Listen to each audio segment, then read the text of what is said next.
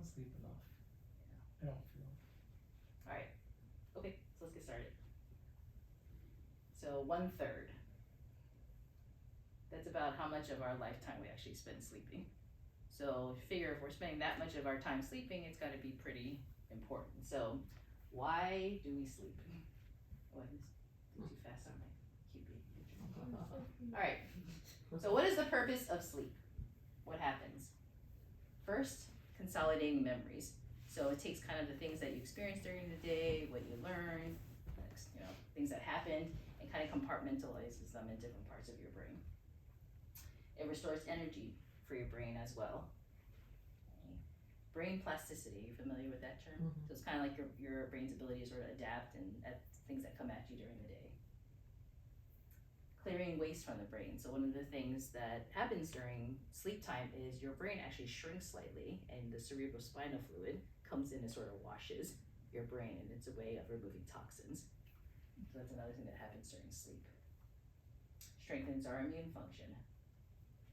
Reduces oxidative stress. So we kind of talked about that, I think, at our first session about oxidation. So if you think about oxidation as like rust. So there's a level of oxidation that could happen in the body where your body produces almost like byproducts, free radicals. I don't know if you've ever heard that term before. But during sleep time, it's an opportunity for your body to kind of reduce damage that's caused during the day. Cellular repair and growth, that also happens during sleep. Muscle repair, protein synthesis, tissue growth, hormone release. So a lot of what we call anabolic activities happening when you sleep. Anabolic means building up, growing. So growth hormone actually becomes highest right before you go to bed. So it ramps up during the day. And so a lot of these processes take energy, and it happens during the nighttime as you're recovering. So I'm just gonna give you a little bit of background in terms of the stages of sleep. So the first stage is what we call a non-REM. It's like stage 1. So that's when you start to you kind of start dozing off, you get a little bit drowsy. You're not quite asleep yet, but you have those feelings and sensations of wanting to go to sleep. And then you move into the second stage, which is also a non-REM sleep. And your muscles start to relax, your breathing starts to slow down a little bit, and then you start to get into the deeper stages. And the deepest stage is here, which is stage 3. That's your non-REM sleep.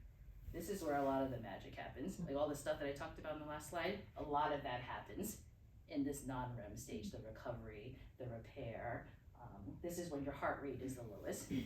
And so it's important to kind of set ourselves up before we go to bed so that we can get to this place of recovery. And so we'll talk about that, like how do we do that? How do we make sure that we're doing the things throughout the day in preparation to make sure that we set ourselves up nicely to be able to get through all these cycles. And the next stage after that is REM sleep. REM sleep is our dreaming stage. REM sleep is usually the time when those memories get compartmentalized. And so these are the 4 different stages that are going on. So each one of these is one cycle. It varies per person, but it could be anywhere between 70 to 120 minutes to go through one cycle. So when you sleep, you don't only do one and then later on in the night you then do stage 3. You do 1, 2, 3, 4, 1, 2, 3, 4. So on average, a person goes through about 5 cycles in the nighttime. The first half of the night, although you're going through all cycles, the first half of the night, you tend to spend a little more time in the non-REM and a little less in the REM. And the second half of the night, you spend more time dreaming and a little bit less time here. So if you sort of look at this graph, if you kind of think of, this is one cycle, right? So this is the lightest sleep. Sorry, again, that's okay, block you, Arlene. This is the lightest sleep. So then you get into, this is the drowsy phase. You get into your light sleep, which is your second phase. And you see the width of the deep sleep compared to the width of the deep sleep later. So in the beginning cycles, this is one cycle, 2, 3, and then REM. So the REM is small here, but as the night goes on, REM gets more here. So you kind of dream less early on. You kind of get into that deep restorative healing phase. And then as the night goes on, you sort of get into a REM dreaming phase. Any questions so far?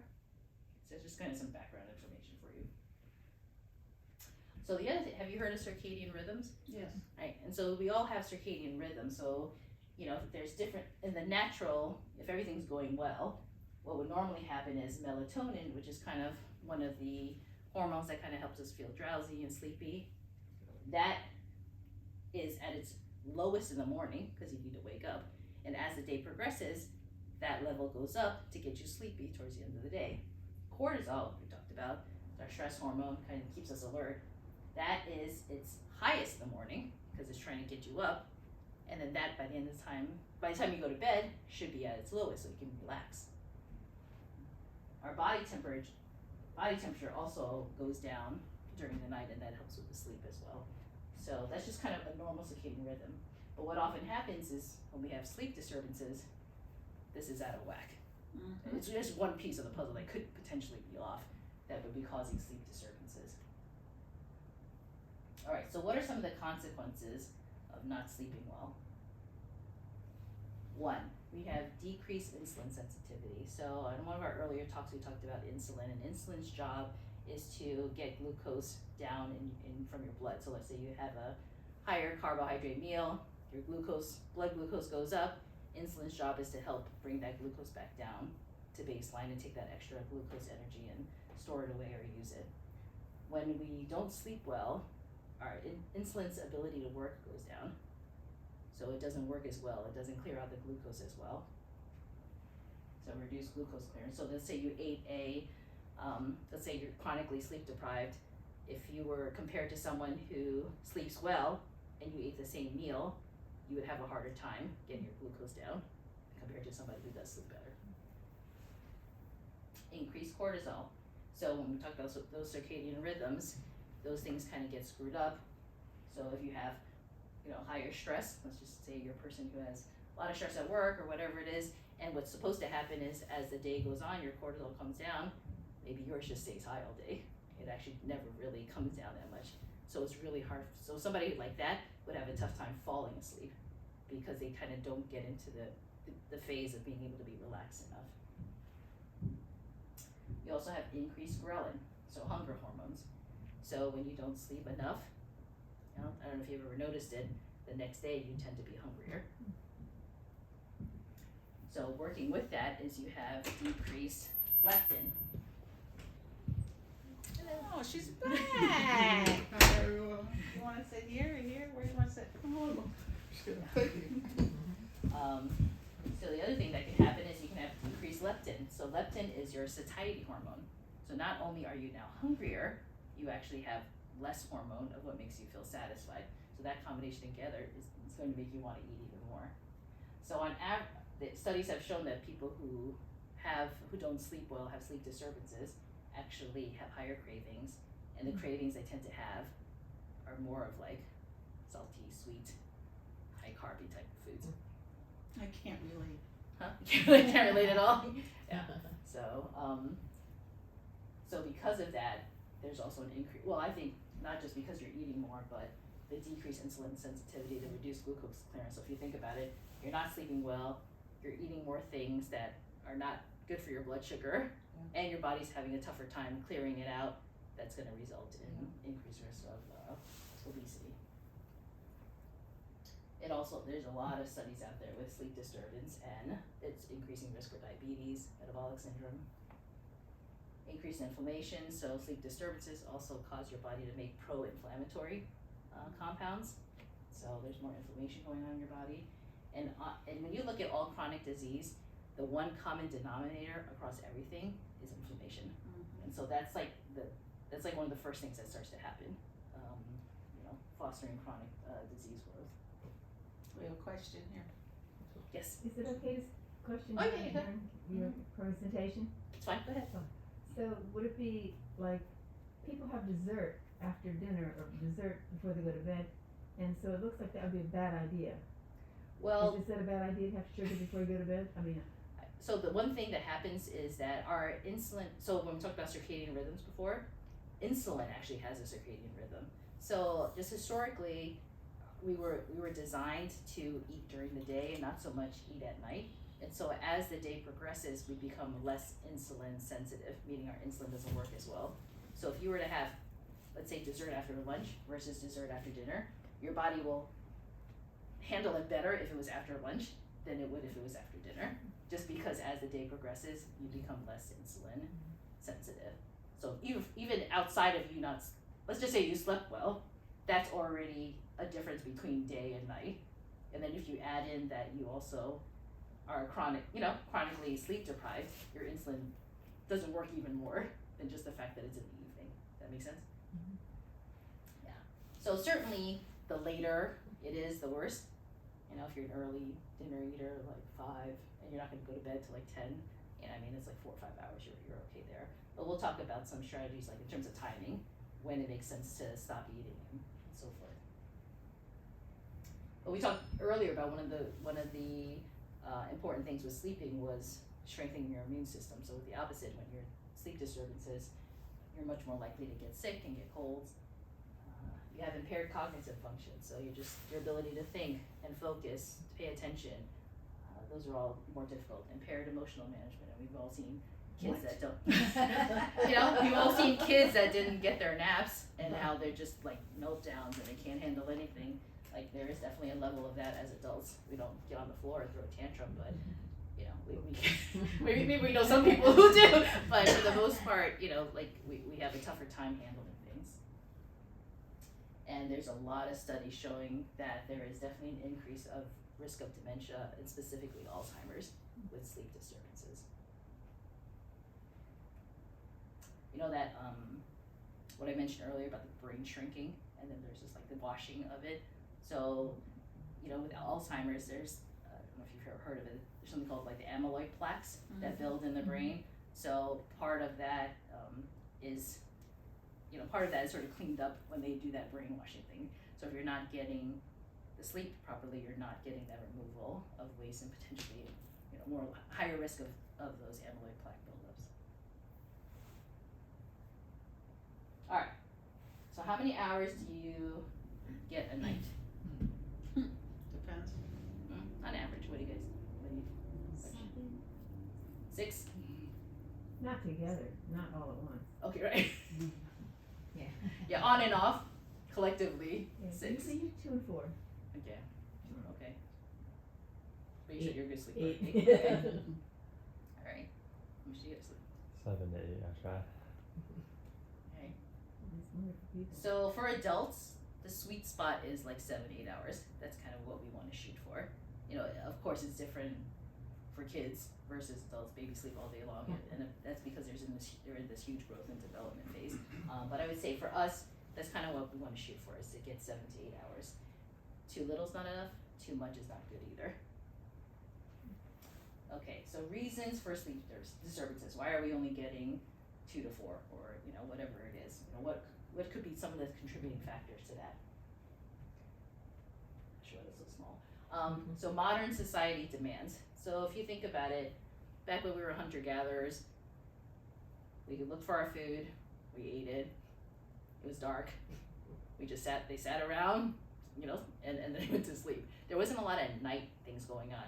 I mean, if you think about society now, we're running back from work late, we're driving our kids to soccer practice, we're, cooking at 8 o'clock at night because we just got home from work.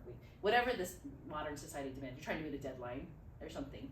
There's so much more now that drives us to having, messing up our circadian rhythms.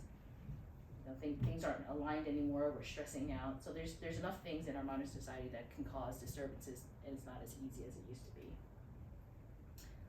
Stress, anxiety, and worry, like how often are we just up during the night because we're thinking about something that's going on in our life that we can't seem to let go of, and we're dwelling on it. So there's a lot more of those factors in our lives now than there were back then. Social jet lag. Have you ever heard that term before? No. So social jet lag is when, you kind of go to bed at a decent time during the week, but then, it's Friday or Saturday night and friends want to go out or let's go watch a movie or do whatever, or let's binge watch our favorite Netflix show, and next thing you know, it's like, I'm going to bed like 2 hours past when I normally would, and then you're tired, and then you try to catch up, and then by the time you catch up, it's Wednesday or Thursday, and then guess what? It's Friday again. And so there's this because of social demands, we throw our rhythm off of our sleep. Medications. So there's actually quite a number of medications where the side effects can impact your sleep. There's hypertension medications that can either give you insomnia or can make you drowsy during the day. So maybe it makes you drowsy during the day that you feel like you have to take a nap, and then because you napped, you can't sleep at night. You know, so there's a couple of statin drugs that do that as well. So, you know, we could be on medications that we don't even realize are impacting our sleep. Obstructive sleep apnea. So I don't know if anybody has that, but you know, that lack of oxygen that's causing you to wake up during the night. So if you're somebody who snores, you know, that could be a sign that potentially you have some type of sleep apnea. Right, hormonal imbalances. So at least for women, when we hit that perimenopause, menopause stage, all of a sudden it's like, why can't I sleep anymore? So that that change in balance of estrogen and progesterone and all that kind of stuff can cause us to not be able to sleep. Chronic pain, sometimes we just have things that just bother us enough that they wake us up, and it's just hard to get restful sleep. Obesity, so there's definitely studies that when we gain weight, we can't sleep more, and then when we can't sleep more, it also fosters gaining weight. So it's kind of like this bi-directional thing with weight gain and sleep. But I would say the biggest reason why people can't sleep is we don't have good sleep hygiene. And so that's what I'm gonna spend the rest of the talk is basically on what does good sleep hygiene look like. So what is sleep hygiene? So it's basically you're setting up routines, you're setting up behaviors, you're setting up an environment that's gonna foster good sleep. And so, you know, we kind of listed a bunch of other things that can cause sleep disturbances, but I think it's really important to just make sure you have good sleep hygiene. It's like, okay, I do all that, well then, okay, let's look at it, maybe there is a hormonal imbalance, maybe there is something else. But I would definitely look at sleep hygiene first and say, okay, am I doing everything I need to do to set myself up so that I have the most success at sleeping? So I'm gonna kind of break it up into a couple of different areas. So the first thing I'm gonna talk about is this one's low-hanging fruit. It's like your environment. So these are pretty easy. So we just wanna make sure we do this. So we're gonna talk about the environment. We're gonna talk about what we do in our lifestyle and during the day. We're gonna talk about what we do in preparation, like maybe the hours or two before we go to bed. And then we're gonna talk about the middle of the night, okay? So this is the environment. So this is the easy one. Keep the room dark. If you don't have room darkening shades, get room darkening shades. Like just keep the room as dark as you can.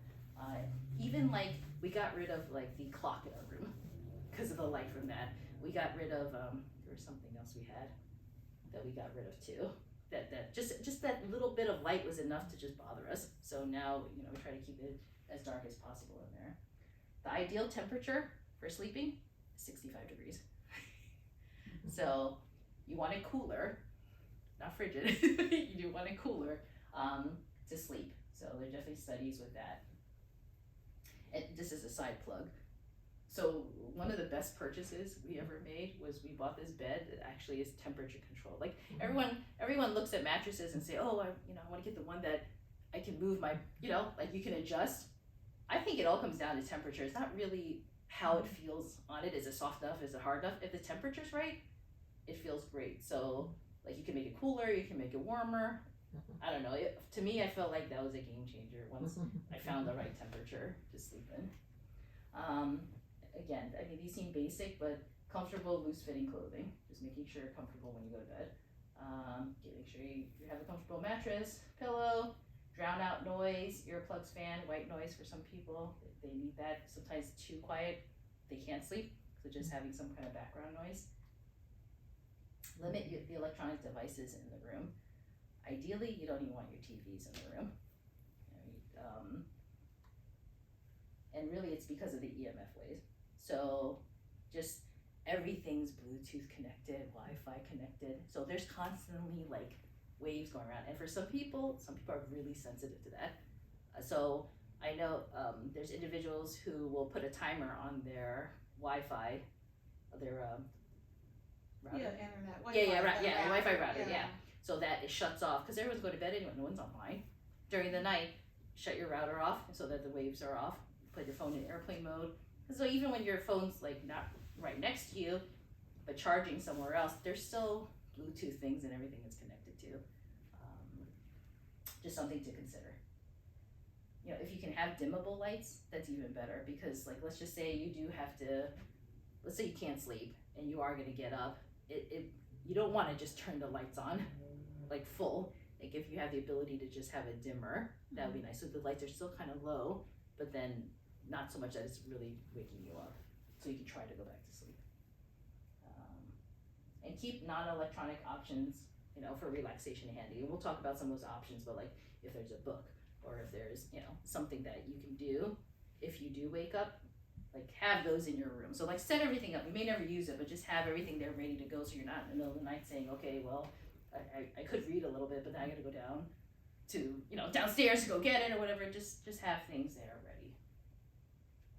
And keep your room clutter free. So when you walk into your room and your room is a mess, it's not relaxing. And so, you know, it's hard to just want to be in there or not have to think about things if you're sort of caught up in like, it's just clutter. I know for me, like clutter makes my brain crazy.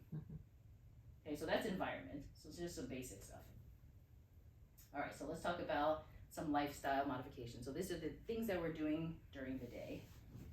All right, so the 10-3-2-1 rule. So 10 hours before bed, you want to stop. What do you think? What do you think you want to stop doing 10 hours before bed? Eating. Huh? Eating? Huh? Caffeine. Okay? Oh, yeah. Well, actually, I had it all together. So 10 hours before bed, you want to stop caffeine. So if you think about it, you go to bed at 11 o'clock at night, 1 o'clock you want to be, you know, kind of having your last cup of coffee. 3 hours before bed, you want to be done eating. 2 hours before bed, be done drinking. And 1 hour before bed, if you can just not be on your devices anymore. Just turn the, you know, put the phone away, put it on the charger, be done with it, and do something else in that last hour. And we'll talk about what we can do in that last hour. Morning bright light exposure. So that circadian rhythm we're talking about, helping the melatonin and the cortisol and all that be in place. Part of it is reminding our body, because we have lights on all the time. It's not like modern society is where we have lights everywhere, so our body isn't as in tune with the circadian rhythm. So get some morning light exposure.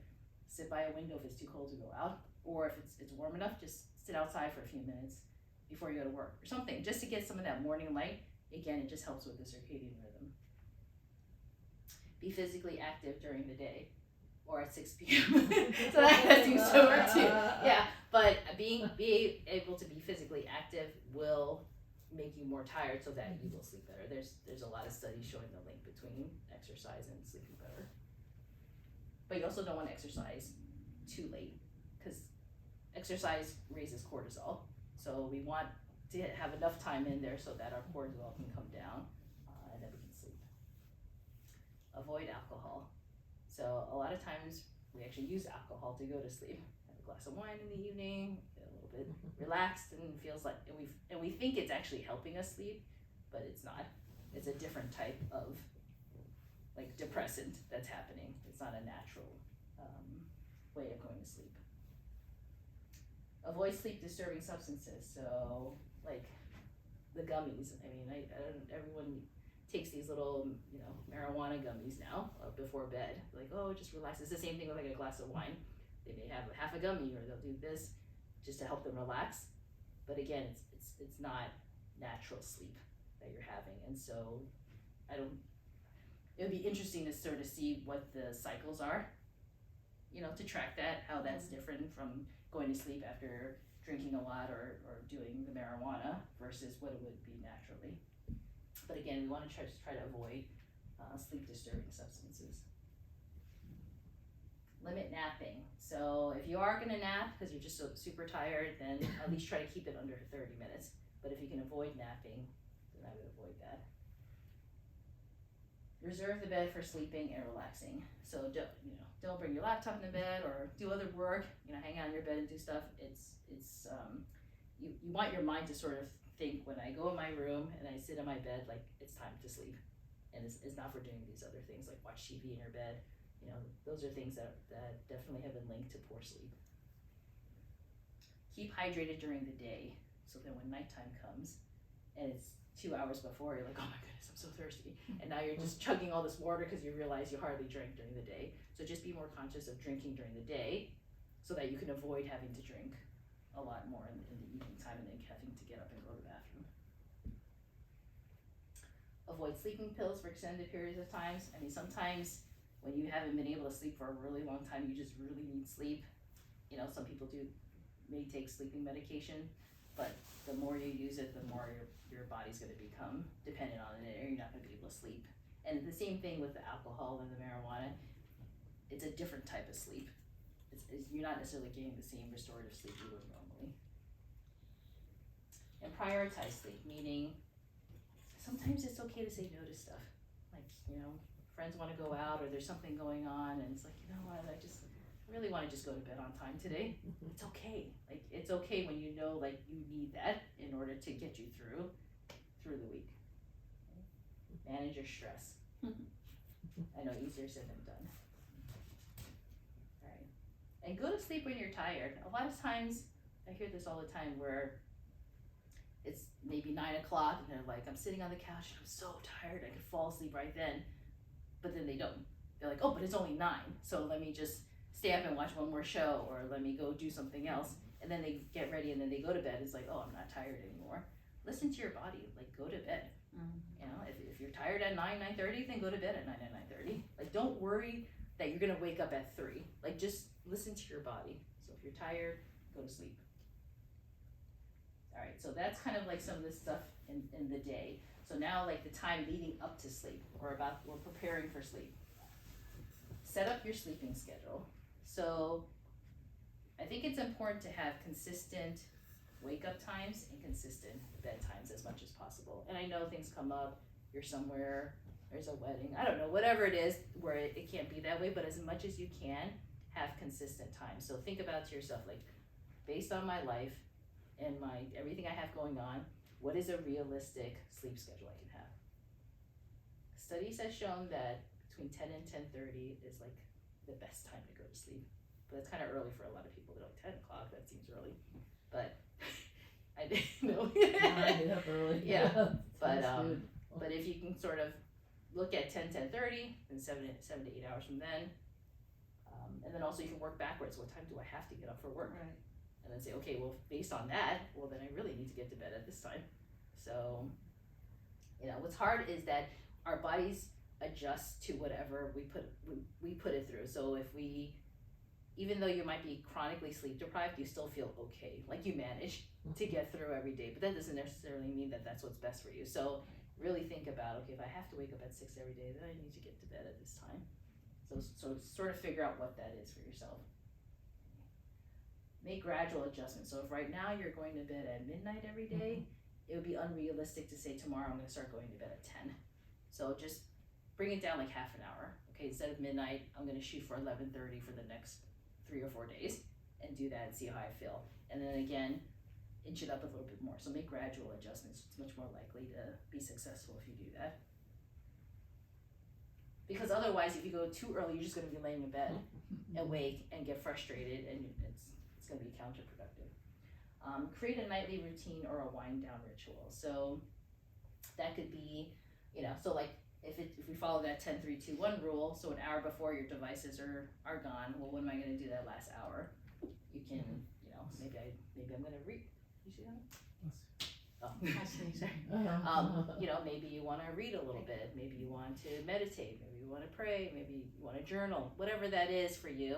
Think about what's relaxing for me and what's something I can do in that hour leading up to bed. Or take a bath.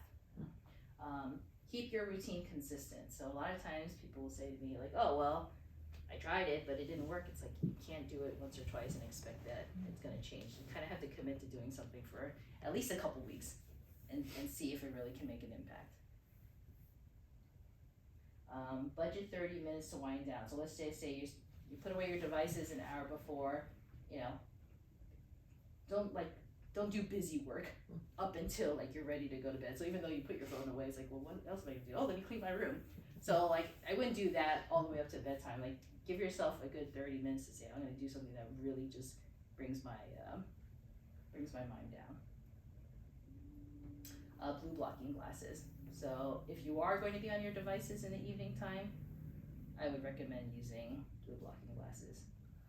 Because the blue light is just like natural light. It just alerts your brain that you're awake, or that it's daytime. Dim your house lights in the evening. So if you have dimmers and it's, you know, after dinner and stuff, just if you're sitting around the house, it doesn't have to be super bright. Sort of get that ambiance to be like it's getting late and it's nighttime. Unplug from electronics. Don't dwell on intense thoughts and feelings before bed. So a lot of times we spend time just thinking about the day, maybe something happened that day, we're stressed, whatever it is. Try to see if you can just kind of let that go. And that kind of goes with the mind dump.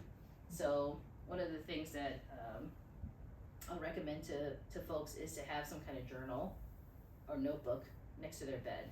And if there's a lot of things on your mind, like, oh man, tomorrow I gotta do this and this, and oh, I hope I don't forget about this. Like, you just have all these things racing, just dump it down into the book.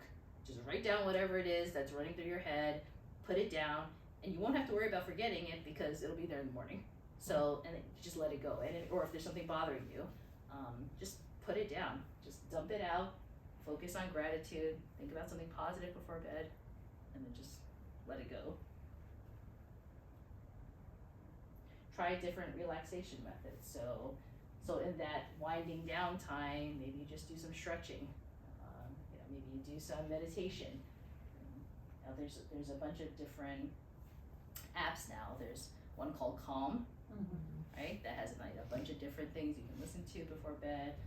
Maybe have relaxing music that's sort of playing. Yeah. So just stretching, yoga.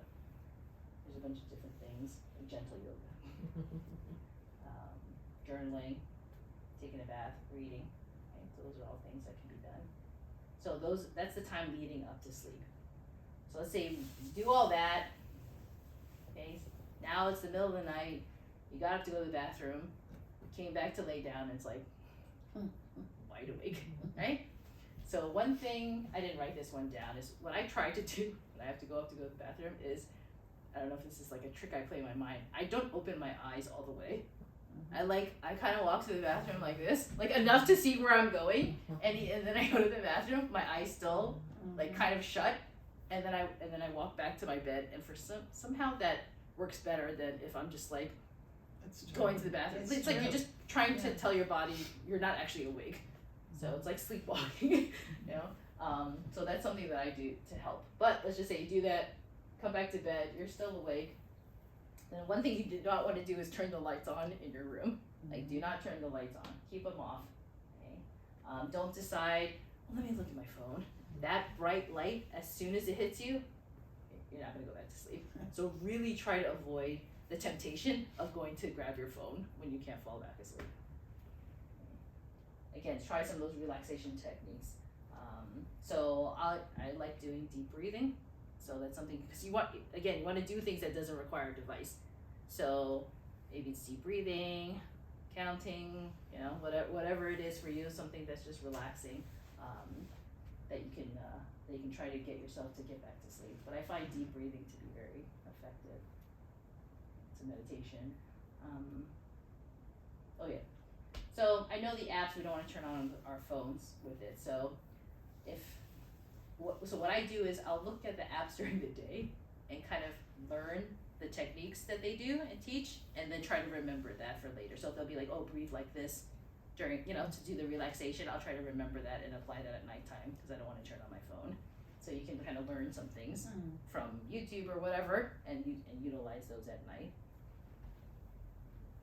Avoid tossing and turning. So if you find yourself like laying there and you're going back and forth and you just can't go back to sleep, just get out of bed and go do something. Like, keep the lights, if you're gonna go somewhere, keep the lights dim. You know, you can read a little bit, maybe just sit for a little while, do some breathing, and then try to go back to the bed and relax. So what you don't want to do is continue to stay in bed awake, because you start to become frustrated. You start to associate, it just has this negative connotation. Every time you go in bed, it's like, oh, am I gonna sleep tonight? Am I not? So you just want to like remove that connection. And so just get out of bed, and then once you start to get drowsy again, then go back to bed and try to sleep. So it's really important that you do all the other things we talked about. Like, you can't necessarily expect that if I don't do any of the prep stuff, ahead of time, or I don't set up my environment, that I'm going to be able to sleep through the night.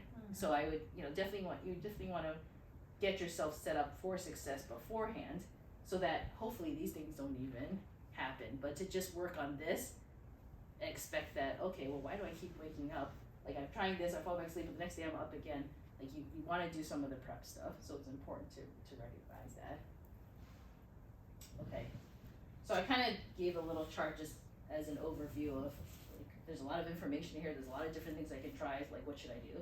So step one, I would say, observe your current sleep habits. What do I do now? What are my habits?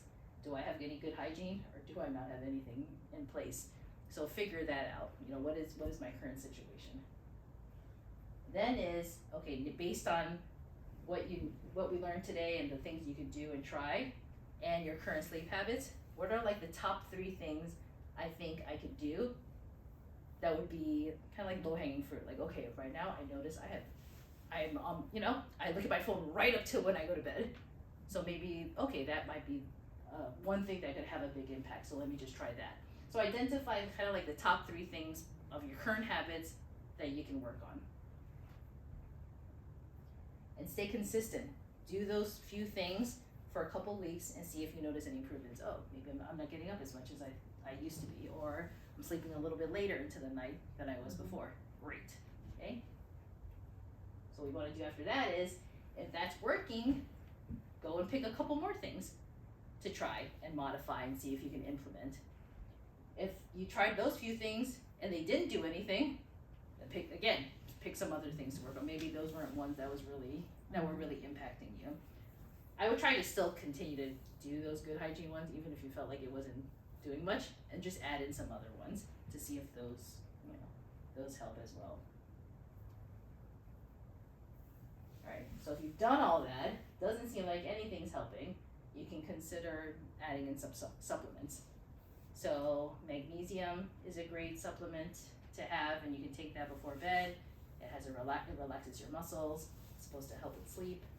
GABA, it's a neurotransmitter. A lot of people especially people who have anxiety and high stress, are usually GABA deficient. GABA can also help. These are all natural things. GABA can also help you relax and sleep. And melatonin, if your circadian rhythm's off, maybe your body's not making as much melatonin, or it's making it at the wrong time. Melatonin is something else you can supplement with. The biggest thing with supplementation is you just want to make sure it is not contraindicated with any medications you're currently on. So you should make sure with your doctor that that's okay to get on those. And if you've done all that and it's still like, I still can't sleep well, then you may want to consider what are some of the other causes. Is there some sleep apnea going on? Maybe do I need to investigate the hormonal imbalances more? Like maybe I have to actually get on hormone therapy. Do I maybe need to lose some weight? And that could help with the sleep too. So those are kind of like bigger things, but I definitely would start with sleep hygiene and some of those habits and tips. And then I'm sure you would notice some improvement there, and then you can kind of go this way to see if there's improvements, but if it's not enough yet, then look at some of this other stuff. Any questions? Yes?